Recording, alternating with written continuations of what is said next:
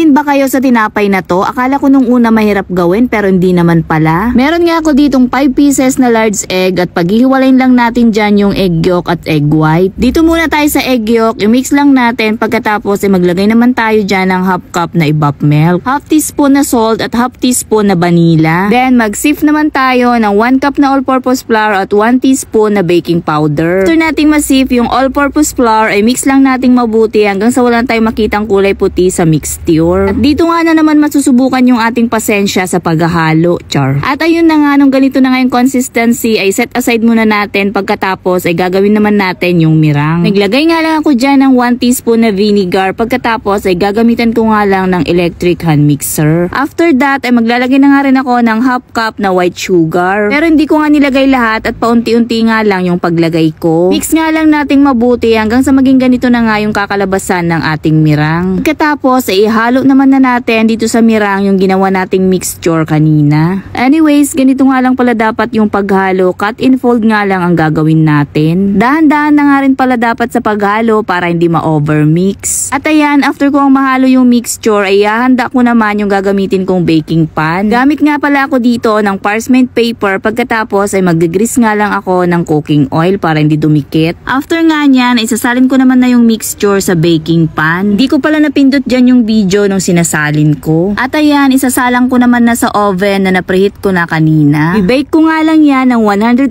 degrees Celsius 20 minutes. O diba, ganun nga lang kadali at meron na kayong tinapay na pianono. Yes mga mare, pianono nga ang tawag sa tinapay na to. At ayan, after nga ng 20 minutes ay luto na, kaya naman kinuha ko na nga sa oven. O diba, tignan nyo naman, perfect nga yung pagkaka-bake ko. Papalamigin ko nga lang yan ng bahagya, pagkatapos ay unmold na natin. Tatanggalin ko nga pala muna dyan yung parchment paper, pagkatapos ay roll ko nga siya. Roll na nga natin to agad habang medyo mainit pa kasi baka pag lumamig na ay mahirapan na nga tayong mag-roll. Ganyan lang naman yung gagawin natin, pagkatapos ay lalagyan na natin yan ng palaman. Simple lang naman yung ilalagay nating palaman dito, bali gagamit nga lang ako dyan ng margarine. Simple nga lang yan pero wag kayo dahil napakasarap naman talaga. At ayan, pagkatapos nga nating malagyan ng palaman na i-roll natin ulit, higpitan nga lang natin yung pag-roll para nga hindi siya matanggal. At pagkatapos nga nating ma-roll ay papagulong lang natin dito sa sugar. Anyways, kung napansin nyo ay kunti lang talaga yung nilagay kong palaman dyan dahil kami lang naman yung kakain. At ayan, slice nga pala muna natin yung sobra sa gilid niya para magandang tignan. Ganun nga rin yung gagawin natin sa kabilang side para pantay. At eto na nga, meron na tayong homemade pianono. O diba, hindi mo na kailangang mamili sa bakery pag nag-crave ka nga ng ganito. Basta marunong kang mag-bake ay makakagawa ka na ng ganito kasarap na pianono. Naku mga mare, first time ko lang din tong gawin kaya wag nga kayo mag-alala kung first time nyo dahil I'm sure mapaperfect nyo rin to. So eto na nga, hindi nga mawawala dyan yung taste.